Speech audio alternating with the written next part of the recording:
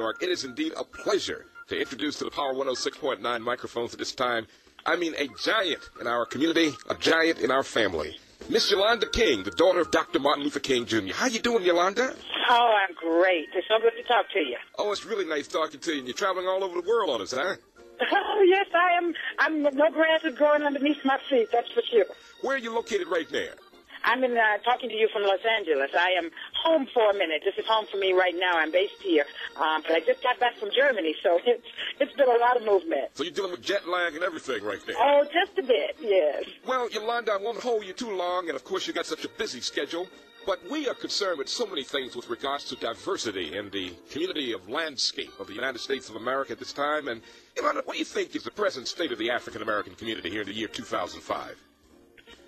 Well, the reality is also we have made a lot of progress. There was much accomplished during the Civil Rights Movement, the leadership of my father and the efforts of so many people who put their lives on the line. And as a result, we really have moved to a great degree. But the reality is that there's still too many black and brown faces that are locked out of the system, black, brown, and white faces that are locked out. There's huge stuff that remains between the haves and the have-nots in our country.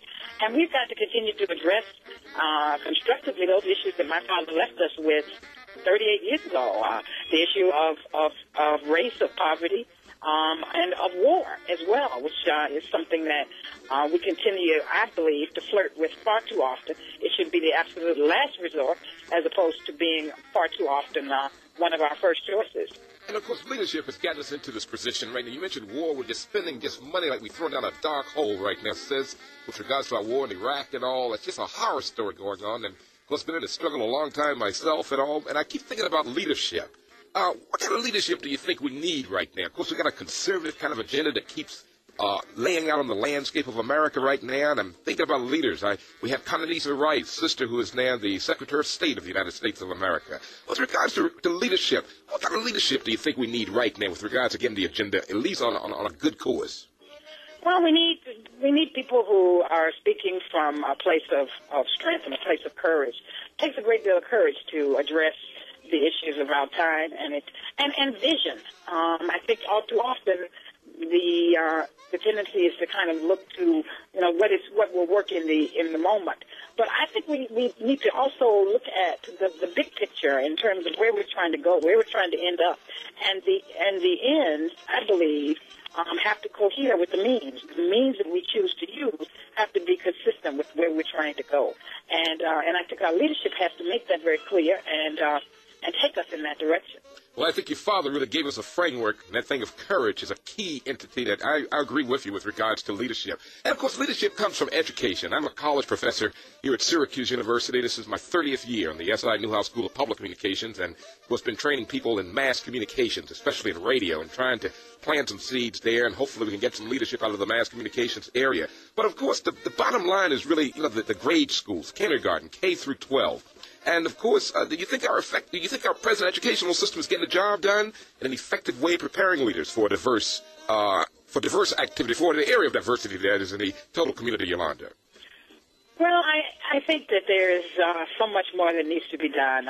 Too many young people are just falling through the cracks, and they're not getting the kind of nurturing and the kind of guidance that will enable them to be their best selves, to grow in whatever ways that they need to. I was so blessed to recently to have edited a book of short stories and poems called "Open My Eyes, Open My Soul," celebrating our common humanity.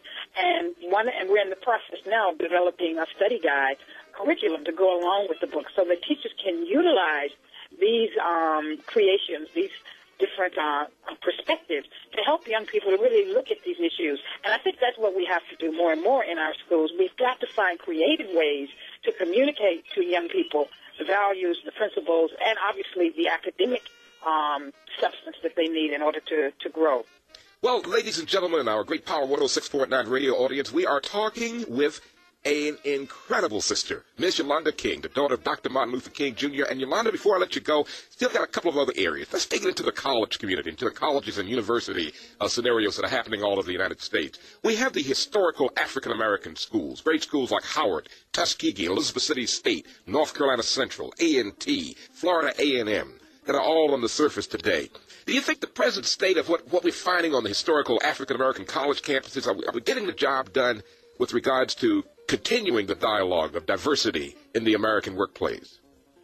Well, again, there's good work, important work being done. I have the opportunity to, as I move around, to spend some time on some of these campuses and to really connect directly with students and faculty and administrators. And yes, there's some good and important, significant efforts being undertaken. But again, there is much more that we could be doing in order to make sure that our young people can compete effectively, that they are not only able to survive in an environment where they're comfortable, but in environments where they may be out of their comfort level. Because that's the reality, is that the world may not necessarily be as comfortable and as familiar as we may want it to be, but we need to be able to stand strong in any context. Well, Yolanda, I have one final question for you as you keep going with that incredible busy schedule of yours. I've spent the last 30 years on a large majority or white college campus as an African-American professor. And, of course, we got the NCAA basketball tournament getting ready to hit America. And, of course, as we look at the courts of these arenas, we see many African-American players who will be playing and representing what I call major majority white universities. What steps do you think we need to take on campuses like Syracuse University, Cornell, Indiana University, the University of Southern California, to improve the living and working and the scenarios that must take place in a diverse community? Well, I think it's important for African-American students and students of color on campuses that are predominantly white to continue to find ways to support and to nurture their experience there. All too often, students come in, but because they don't have the proper support systems, they don't remain. They're not able to continue and to go through a 4-year school term. And many times the retention rates are so high, are so low, and so it is really important that those kind of support systems and black student organizations and all kinds of multicultural organizations, they need to be pressing for and ensuring that there are mechanisms put in place that really support the development and the retention of students of color. Well, Yolanda, you have made my day when you mentioned that in my 30 years here at Syracuse University, and I'll try to keep on keeping on.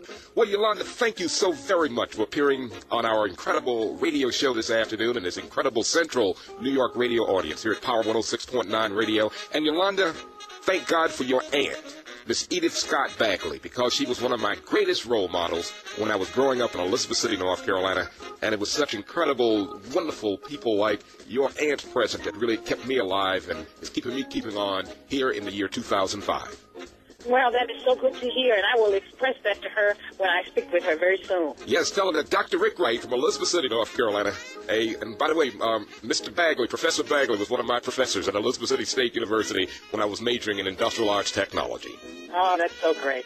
Well, Yolanda, thank you so much. God bless you, and thank God for you as you keep the dream alive. Oh, thank you, and you continue the good work that you're doing. And we'll talk to you later. All righty. Okay, Miss Yolanda King, the daughter of our greatest leader and legend, Dr. Martin Luther King, Jr., here at Power 106. Well, we unfortunately lost Yolanda King. She died. But thanks to the gracious engineering and production efforts of Kenny Dees, that interview is forever saved in the Power 106.9 Radio Vault. And that interview was done about maybe 3 or 4 years ago here at Power. As we get to all the Syracuse University alums throughout the world, checking out Dr. Rick Wright, Power 106.9 Old School Sunday. On a big bad Sunday afternoon, Dr. Rick Wright live and well in Syracuse here at Power 106.9 Radio. Do it. The network reminds you that you too may call in to Dr. Rick Wright on Sundays between 1 p.m. and 7 p.m. Eastern Standard Time. Check in with the doc at area code 315-428-1069. Don't forget the doc.